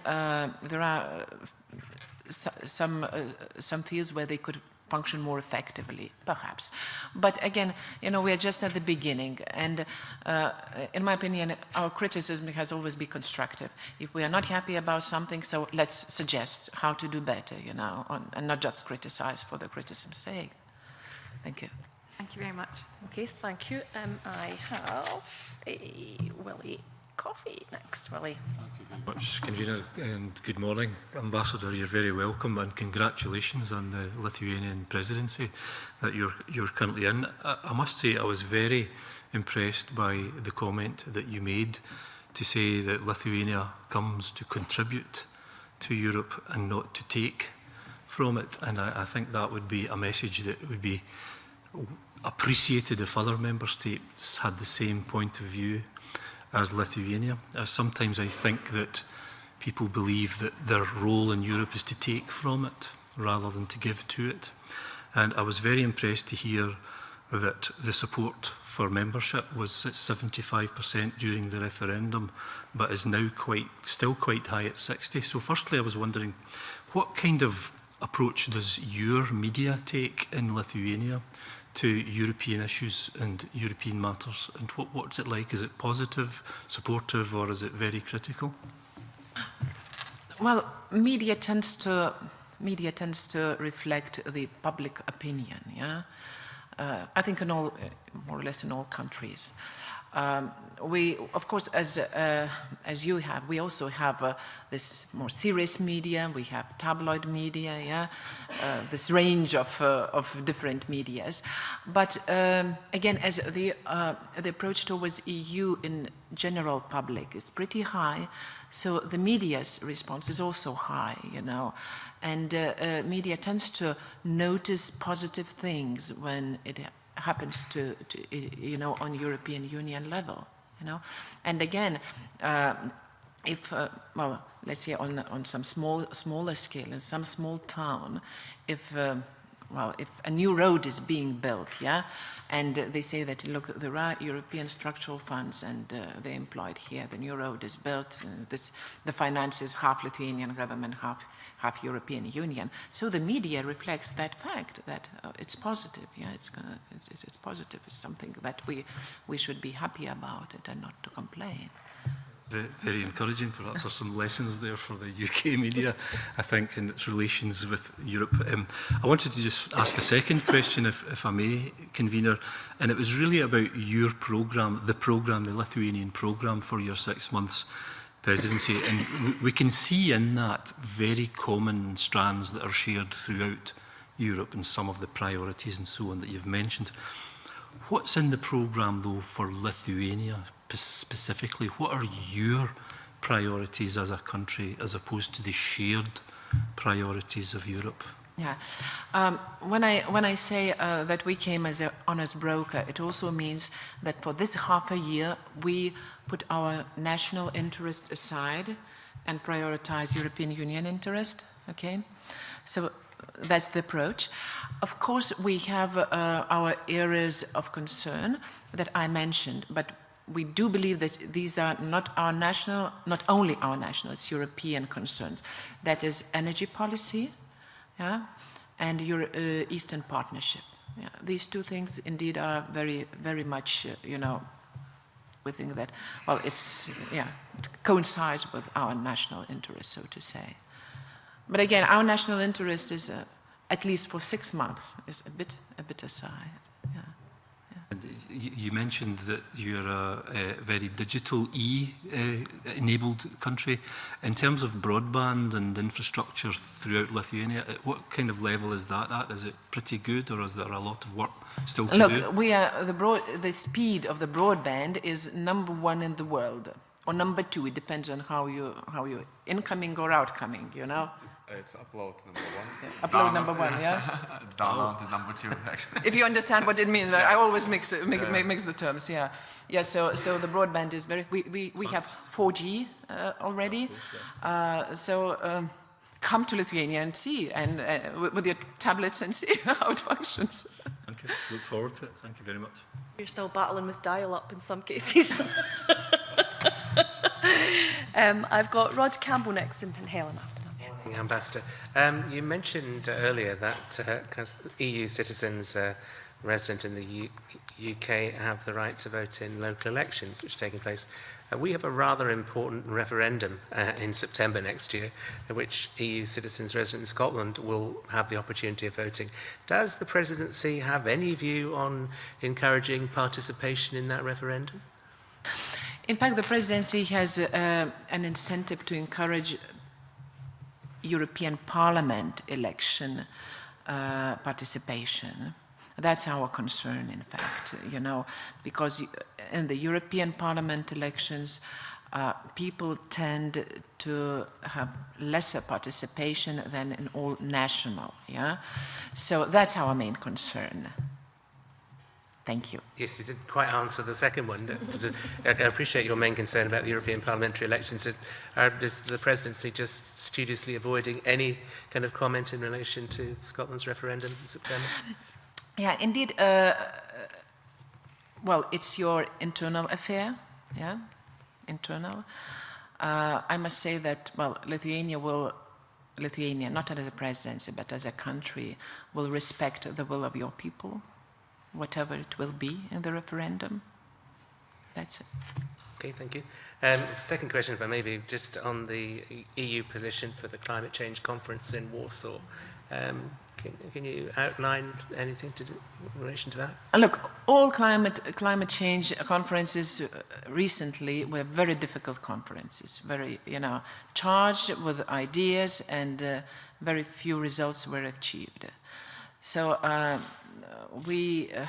yes, we have to work for that, of course, but it would be perhaps premature to say that we'll achieve a breakthrough in all our questions, European Union is only one player in this conference. There are other players, also very important players, perhaps with greater problems that we do. So the negotiations and multilateral negotiations, which is always a great mess. And well, we shall do our best, of course, but well, in terms of results, I would not say that we will be achieving something very important. How difficult is it to reach a kind of common European Union view? Look, I mean, well, it's always a good job to achieve common European Union view. In this respect, in this conference, I think that we will achieve. The problem will be not within ourselves. The problem will be with the third countries. Yeah. Okay, Helen Eady. Very much, convener. Good morning, Ambassador. Across Europe, one of the biggest challenges I think that we all face is the issue that you've already mentioned about energy, and particularly energy security. But I mean, within many countries across Europe, we have seen great movement because of the cost of energy to the citizens of Europe. For example, I think it was only earlier this year that the Bulgarian government was brought down as a consequence of the huge energy costs in Bulgaria. I'm wondering if you could comment on the issue of energy security across Europe, but also a matter that's close to all our hearts in this Parliament, and that is how do we bring the energy costs down as well? Yeah, well, energy costs are always linked either to the purchase of energy with the third countries, or technologies that we apply to produce energy. Yeah, so there are two main factors. I know that. Well, green technologies, are very important in this overall picture. But again, these are very expensive technologies. And green is green, but then when it comes to the costs, it's not the cheapest possible energy. We know all that, Now, across Europe, we are almost in all countries searching for shale gas. And of course, once we find it, it's a change in the picture, also in prices. Again, the technologies are not simple and cheap. When dealing with the purchases from the third countries, this is important because the traditional exporters, energy exporters like Middle East countries or Russia, they are telling us their prices, and the question is whether we are able to negotiate the price or we take it or leave it. Which could sometimes be painful. So again, it is why we speak in the energy security overall picture. We speak about specific relationship with the third countries. That there should be European agreement to negotiate the energy price with the third countries on certain terms. That. Well, we have very concrete examples when a third country sells energy to one European Union state at one price, a different European Union state at a different price, So why is this difference in prices? And the difference in prices sometimes is political, it's not economic. So again, in order to avoid this political aspect, and energy is always a mix of politics and economy, So we have to work hard again in consolidating European Union legislation on this. questions. Just if I may just make a comment, and it's just for you to note the information, perhaps you're already aware, but here in Scotland we have suffered, particularly in the coal industry, from the cheap imports of coal from Russia.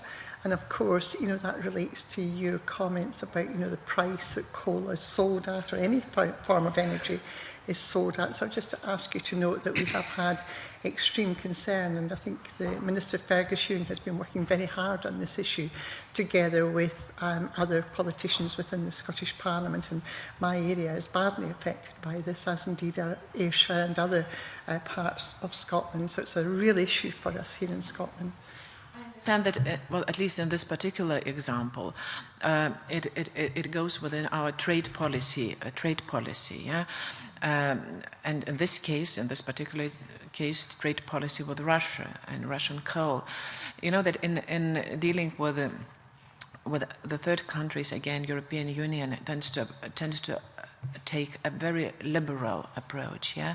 I mean, our free trade agreements, we have signed free trade agreements with the countries that are interested in free trade. Well, Russia is a member of the World Trade Organization, and we are trading with Russia on these terms.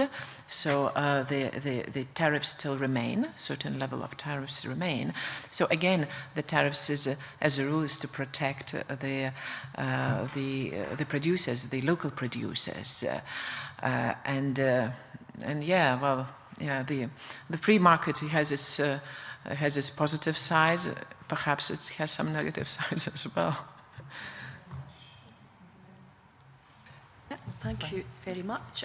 I've got a quick final question, and when we finish up committee today, we've got our Parliament's photographer. If you don't mind, we would like to get some photographs. But I've got a final question. It's looking forward to the future and your handover to Greece. And earlier in our meeting, I raised some concerns about the social cohesion in Greece and the civil unrest and some of the very, very sinister organisations that have sprung up that are you know, almost assassinating people now, and how that has impacted on that country's ability to recover.